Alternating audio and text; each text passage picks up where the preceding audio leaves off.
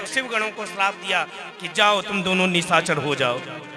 हो निशाचर जाई तुम कपटी पापी दो, जाओ दोनों दैत्य हो जाओ। दोनों को श्राप दिया और इसके बाद नारद जी कहते हैं या तो आज मर जाऊंगा और या तो भगवान को श्राप दूंगा।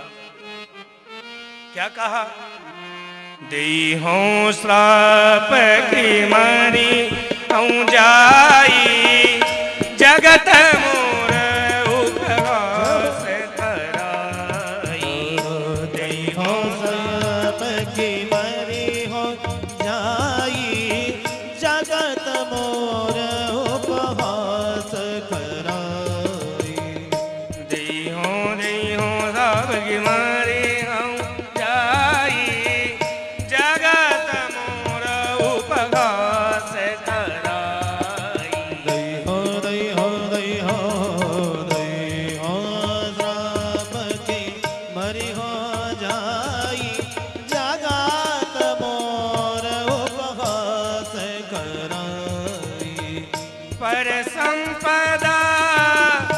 कहूँ नहीं देखी, पर संपदा कहूँ नहीं देखी, पर संपदा कहूँ नहीं देखी, कहूँ नहीं देखी, कहूँ नहीं देखी। तुम्हारे ईर्षा कपट बिसेखी, तुम्हारे ईर्षा कपट कपट बिसेखी। नारद जी ने कहा या तो आज श्राप दूंगा या तो मर जाऊंगा। नारद जी ने कहा इन नारायण की आदत है दूसरे की संपत्ति नहीं देख सकते हैं। समुद्र मंथन हुआ, समुद्र से अमृत निकला, देवताओं को पिला दिया। कौस्तुभ मणि निकली, स्वयं रख लिया। लक्ष्मी निकली, स्वयं रख लिया। और निकला तो भोले बाबा को पिला दिया, क्योंकि भोलेनाथ भोले हैं। हमेशा ये ऐसा ही करते हैं। लेकिन आज भले आदमी से पंगा लिया है, आज मैं छोड़ने वाला नहीं। और नारद जी क्रोध करके भगवान के पास गए। उधर रास्ते में ही भगवान मिल गए और नारद जी के मुंह से भगवान के लिए श्राप निकल गया। भगवान को श्राप दिया है। क्या कहा? कपिया कृत तुम कीन्ह हमारी, करी है कीस सहाय तुम्हारी। हे गोविंद, आपने मुझे बंदर का मुख बनाया, लो आगे चलकर बंदर ही आपकी सहायता करेंगे। और एक बात और सुनिए, आज जैसे मैं स्त्री के वियोग में तड़प रहा हूं, ऐसे ही आपको भी तड़पना पड़ेगा। खूब बुरा भला भगवान को कहा। पता है भगवान ने नारद के श्राप को मस्तक पर रख लिया। भक्त के तो दुराग्रह को भी भगवान मस्तक पर रख लेता है। भक्त की तो दुत्कार भी भगवान स्वीकार कर लेता है। एक बात बताइए, भगवान को हम कभी आप कहते हैं क्या? भगवान को तू तुम है, लेकिन भगवान भक्त का तू भी स्वीकार करता है। हमारे वृंदावन में तो भगवान को गाली ही दी जाती है। और वृंदावन के संत कहते हैं भगवान ने जन्म ही वृंदावन गाली खाने के लिए लिया है।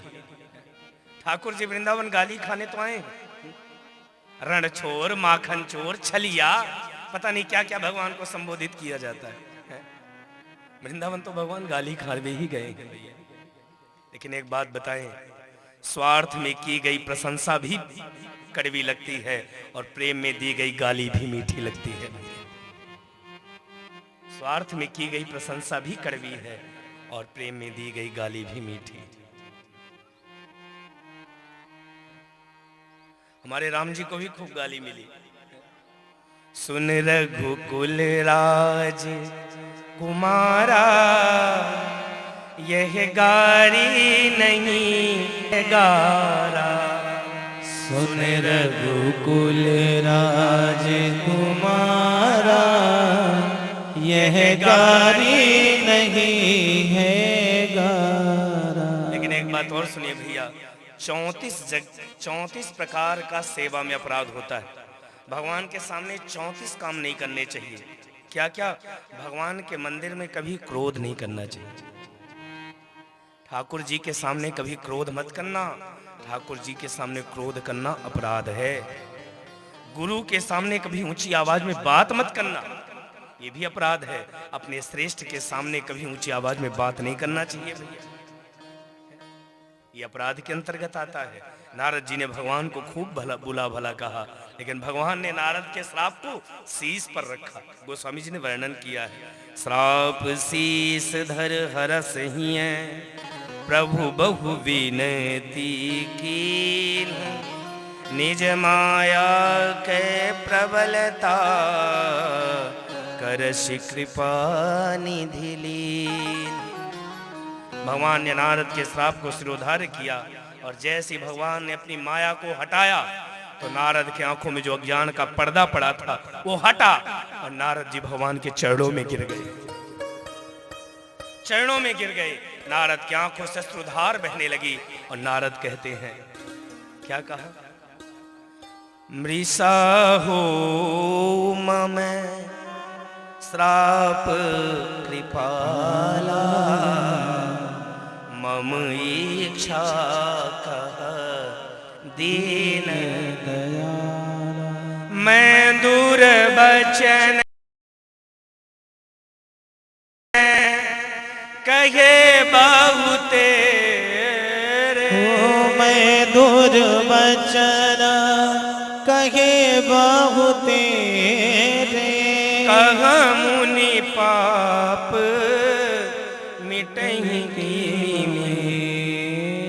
जपहूँ जाई शंकर सतनामा, होई हृदय तुरत विश्राम। हे नारद सुन, ये जो होता है मेरी इच्छा से होता है, मैं इच्छा ना करूं तो इस दुनिया का पत्ता भी नहीं होता। ये तूने नहीं कहा है, तेरे मुंह से मैंने कहलवाया है। नारद कहते, प्रभु मैंने आपको बहुत दुर्वचन कहे, मैं ऐसे शब्दों का प्रयोग किया हूं जो नहीं करना चाहिए। आप बताओ कैसे मैं निरपराध होऊंगा, कैसे मेरा पाप जाएगा। भगवान ने कहा, तो एक काम करो, जाकर शंकर जी के सतनाम का पाठ करो। अब प्रश्न ये उठता है, बुरा भला तो भगवान को कहा, लेकिन भगवान ने शंकर जी के पास क्यों भेजा? स्वयं का जाप बता देते, लेकिन शंकर जी के पास इसलिए भेजा भैया क्योंकि शंकर जी ने नारद को मना किया था। तो पहला अपराध तो शंकर का किया ना। और रामचरितमानस में लिखा है कि निज अपराध रिसाए न कर, लेकिन जो अपराध भगत कर करई राम रोष पावक सो जरई। तुमने शिव का अपराध किया है, इसलिए जाकर शिव के सतनाम का पाठ करो। और नारद जी गए हैं और शिव के सतनाम का पाठ किया। अब सतनाम का अर्थ ये भी हो सकता है कि सत यानी 100, और शिव जी के ना 100 नाम लिए, लेकिन सतनाम का एक अर्थ शिव पुराण में लिखा है कि सतनाम क्या है। शिव पुराण में उल्लेख आया है भैया, शिव पुराण में लिखा है शिवलिंगार्चन तंत्र में, शिवलिंगार्चन शिव पुराण में एक भाग है, उसमें शिव पुराण में सतनाम की महिमा लिखी। क्या महिमा है शिव उसमें, जरा इन श्लोकों को सुनिए। महाशून्यो महाकालो महाकालयुतः सदा, देह मध्ये महेशानी लिंगकारेणि वै स्थितः, मूलाधारे स्वयं भूष्य कुंडली शक्ति संयुतः, स्वधिष्ठाने महाविष्णु त्रैलोक्यं पालया, सर्वज्ञो ज्योतिषां मध्ये योगिशो योग शास्त्र के, दीनमध्यो दीननाथो नाथ नाथस्तथैव च।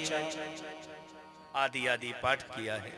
आज भी यदि जीवन में कभी भगवत अपराध हो जाए तो इन श्लोकों का पाठ करने से वो भगवत अपराध मिट जाता है भैया। लेकिन जानबूझकर कभी भगवत अपराध मत करना, और भगवान का अपराध कर दोगे तो एक बार चलेगा, लेकिन जीवन में भगवान के भक्त का अपराध मत करना। क्यों? क्योंकि रामचरितमानस में लिखा है, जो अपराध भगत कर करई, जो अपराध भगत कर करही, राम रोस पावक सो जरई, राम रोस पावक सो। राम के क्रोध की अग्नि में जल के राख हो जाएगा भैया। इसके बाद ऐसी कथा आती है, नारद जी ने शिव के सतनाम को गाया है। बीच में भगवान शिव के गण मिले। नारद जी ने कहा चिंता मत करो, तुम दोनों दैत्य तो अवश्य बनोगे, लेकिन तुम्हारे उद्धार के लिए भगवान को स्वयं आना पड़ेगा। और यही दोनों शिवगण दूसरे जन्म में रावण और कुंभकर्ण बने और भगवान राम ने इनका उद्धार किया है। इसके बाद ऐसी कथा आती है कि भगवान के जन्म के कई कारण शिव जी ने बताए, लेकिन अंत में पार्वती से एक बात कही, हरि अनंत हरि कथा अनंता, कहाँ ही सुनहि बहुविधि सब संता। इसके बाद एक जन्म का कारण और बताया, मनु और शतरूपा। ये मनु महाराज कौन है? हम सबको मानव भी कहा जाता है, हम मनु की संतानें हैं, इसलिए हमको मानव कहा जाता है। मनु महाराज की पत्नी है शतरूपा। मनु महाराज के 5 संतान हुए, 3 बेटी और 2 बेटे। देवहूति, आकुति और प्रसूति 3 बेटियां, और उत्तानपाद और प्रियव्रत 2 बेटे। भागवत जी में बड़ा विस्तार से इनकी कथा आई है। देवहूति के गर्भ से भगवान कपिल ने जन्म लिया, जिन्होंने सांख्य शास्त्र का निरूपण किया। क्या सांख्य दर्शन कराया है भैया। हमारे 6 शास्त्र में से एक शास्त्र है सांख्य, एक मीमांसा, एक योग, 6 शास्त्र हैं बंधु। सांख्य शास्त्र का निरूपण किया। इसी वंश में ध्रुव जैसे पुत्र ने जन्म लिया है। ध्रुव सगलानि जप्यो हरि नाउ, पावा अचल अनुपम ठाऊ। ध्रुव जैसे भक्त ने जन्म लिया। बंधु, मनु और शतरूपा की जब उम्र बीतती गई, वानप्रस्थाश्रम आया, तो इन्होंने राज्य अपने पुत्रों को दे दिया और ये तपस्या करने नैमिषारण्य की भूमि से आगे गोमती नदी के पास गए। उसके किनारे पर जाकर इन्होंने 12 अक्षर मंत्र का जाप किया है। 12 अक्षर मंत्र कौन सा है? ओम नमो भगवते वासुदेवाय। इस मंत्र का जाप किया है। हजारों वर्षों तक सूखे पत्ते खा खा कर इस मंत्र का जाप किया। धीरे धीरे समय बीता और जब भगवान को लगा कि अब दर्शन देना चाहिए, भगवान नारायण चतुर्भुज रूप में मनु और शतरूपा के सामने खड़े हो गए। बोले लक्ष्मी नारायण भगवान की। और किस रूप में? सशंख चक्रम सकिरीट कुंडलम सपीत वस्त्रम सरसीरुहिक्षणम सहार वक्ष स्थल कौस्तुभ श्रियम नमामि विष्णु शिरिसा चतुर्भुजम। शंख चक्र गदा पद्म लिए भगवान श्री नारायण इनके सामने आ गए। मनु और शतरूपा ने भगवान की दिव्य स्तुति करी, बारंबार भगवान के चरणों में प्रणति निवेदन किया, भगवान को निहार रहे। अच्छा एक बात बताएं भैया, भगवान को जो निहारता है ना, फिर उसकी हिम्मत नहीं होती कि और किसी को निहार रहे भगवान को। और गोस्वामी जी ने वर्णन किया है, चित वही सादर रूप अनुपा, तृप्ति न मानहि मनु शतरूपा। मंदिर में हनुमान जी का कितना भी दर्शन कर लो, लेकिन लगता है फिर देखा हूं। ऐसे बिहारी जी के, कभी बांके बिहारी के मंदिर जाओ, व्यक्ति को मुड़ मुड़ कर बिहारी जी की ओर देखता है। अब अयोध्या में कनक भवन चले जाओ, मुड़ मुड़ कर राम जी की ओर व्यक्ति देखता है, क्योंकि है ही इतने सुंदर। मनु और शतरूपा नारायण की ओर देखने लगे। भगवान ने कहा देख लिए हो तो कुछ मांग लो, मैं जानता हूं कि मेरी तपस्या आपने कुछ मांगने के लिए की है। मनु महाराज ने कहा प्रभु मांगने की इच्छा तो बहुत थी, लेकिन आपको देखकर अब इच्छा ही समाप्त हो गई। जैसे केवट ने कहा अब कछु नाथ ना चाहिए मोरे, अब कछु नाथ न चाहिए मोरे, दीन दयाल अनुग्रह तो रे दीन दया है नाथ, क्या नहीं मिल गया। अनुग्रह और मनु महाराज कहते हैं, नाथ देखी पद कमल तुम्हारे। हे नाथ, आपके चरणों को देखकर अब कुछ मांगने की इच्छा ही नहीं, अब बचा क्या। नाथ देखी पद कमल तुम्हारे, नाथ देख पद कमाल तुम्हारे, अब पूरे काम हमारे, अब पूरे सब काम हमारे। सब मिल गया प्रभु, अब कुछ नहीं चाहिए। भगवान ने कहा, मैं किसी के सामने आऊं और उसको कुछ ना दूं, ऐसा नहीं हो सकता, मांगो। और जब बार बार मांगने के लिए कहा, तब मनु महाराज कहते हैं, प्रभु जब कह ही रहे हो तो एक काम करो, मेरे घर में आपके जैसा बेटा हो जाए। भगवान से नहीं मांगा, मैंने कथा के प्रारंभ में क्या कहा था, याद है? भगवान से नहीं मांगना है, भगवान को ही मांगना है। और मनु महाराज ने भगवान को ही मांग लिया। चाहूं तुम्हें ही समान सुत, प्रभु सन करहूं दुरा।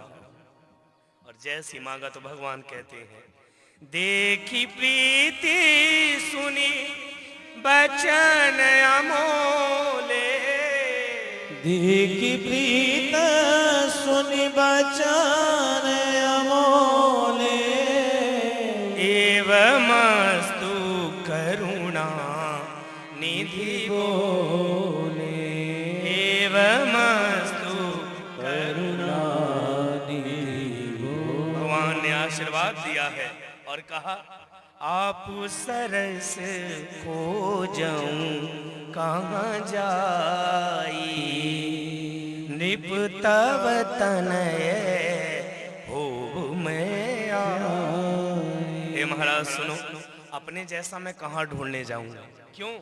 क्योंकि मेरे जैसा दूसरा है क्या? है? आपने क्या कहा, आपके जैसा पुत्र चाहिए, लेकिन मेरे जैसा तो तब होगा जब दूसरा होगा। मेरे जैसा दूसरा है ही नहीं, इसलिए चिंता मत करो, आपके घर में मैं ही अवतार लूंगा। ऐसा भगवान ने आशीर्वाद दिया। इसके बाद माँ की ओर देखा, शत्रुपा की ओर, तो माँ से कहा, माँ तू मांग, तुझे क्या चाहिए? तो पता है, शत्रुपा की आंख भराई और एक ही बात कह दी, क्या? जो बरनाथ चतुर नेप मांगा, सोई कृपाल मुहि अति प्रिय लागा। जो मेरे पति ने मांगा है ना, बस वही मुझे भी दे दो। भगवान ने आशीर्वाद दिया है कि मैं तुम्हारा पुत्र बनकर आऊंगा। भगवान शिव ने कहा, एक राम के जन्म का कारण ये था। राम के जन्म का एक कारण प्रताप भानु बना, जिसके छोटे भाई का नाम था अरिमर्दन, जिसके मंत्री का नाम था धर्मरुचि। ये प्रताप भानु ब्राह्मणों के श्राप के कारण रावण बना, अरिमर्दन कुंभकर्ण बना, और धर्मरुचि नाम का जो भाई था वही विभीषण बना है। ये दैत्य अवतार में जन्म लिए, ब्रह्मा जी की खूब तपस्या करी, और ब्रह्मा जी तपस्या से प्रसन्न हुए और वरदान मांगने के लिए कहा। इस रावण ने ब्रह्मा जी से वरदान मांगा कि मैं नर और बानर को छोड़कर किसी से ना मरूं। नर और बानर को छोड़कर, क्यों? क्योंकि इसने सोचा कि जब देवता ही नहीं मार पाएंगे तो नर बानर क्या खाक मारेंगे? इसने वरदान मांग लिया।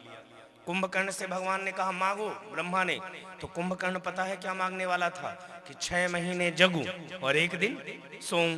तो पता है ब्रह्मा जी ने सोचा, यदि 6 महीने जगा तो सब खा जाएगा, दुनिया वालों के लिए कुछ बचेगा नहीं। तो सरस्वती को प्रेरणा दी, तो सरस्वती कुंभकर्ण के कंठ में बैठ गई और इसने मांगा कि 6 महीने सोऊं और 1 दिन जगूं।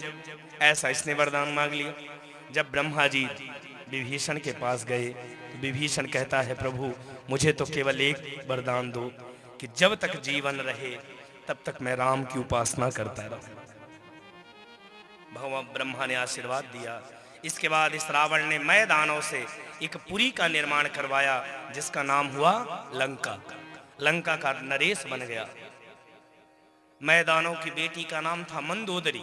मंदोदरी से विवाह किया और इसके घर में एक पुत्र ने जन्म लिया, जिसके जन्म के समय मेघों ने नाद किया, बादल गरजने लगे। मेघों के नाद के कारण इसका नाम मेघनाद हुआ। ये मेघनाद इतना बलिष्ठ था, एक बार स्वर्ग गया, देवताओं को हरा दिया, तो इसका एक नाम इंद्रजीत हो गया। धीरे धीरे रावण का राज्य बढ़ता गया, साम्राज्य बढ़ता गया और दुनिया में इसका डर बैठ गया। नवग्रहों को इसने उल्टा लटका दिया। पापाचार, अत्याचार, अनाचार, दुराचार, व्यभिचार सब होने लगा। दैत्य दैत्य है ये भैया। और दैत्य की परिभाषा क्या है?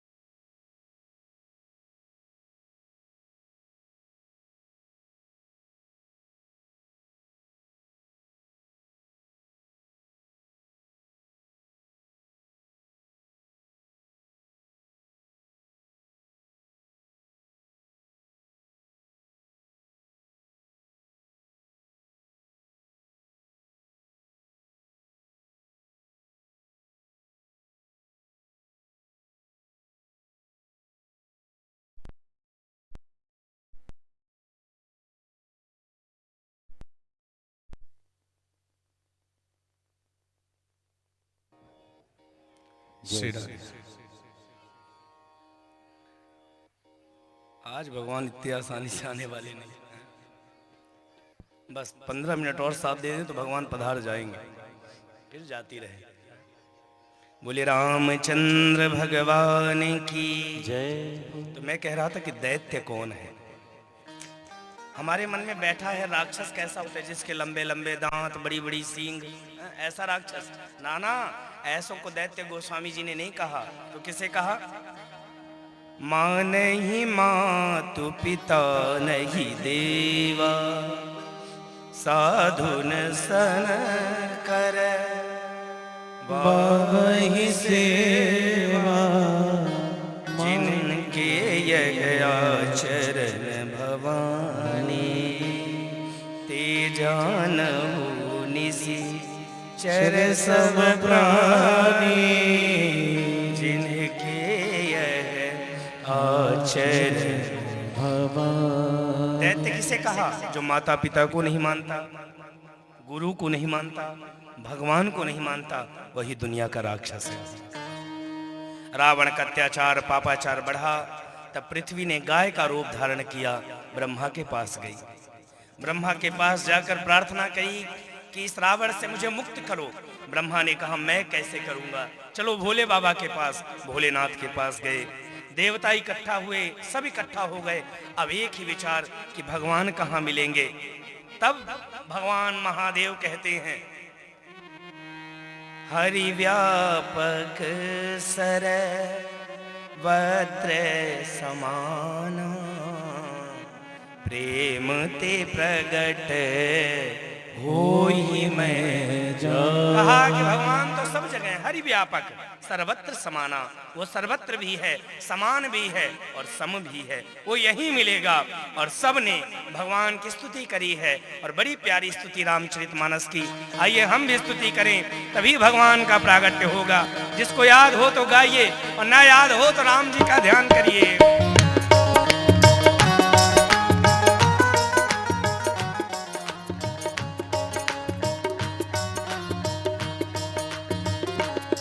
जय जय सुर नायक जन सुखदायक प्रणत पाल भगवंता। ओदिज हितकारी जय असुरारी सिद्ध सुता प्रिय करता।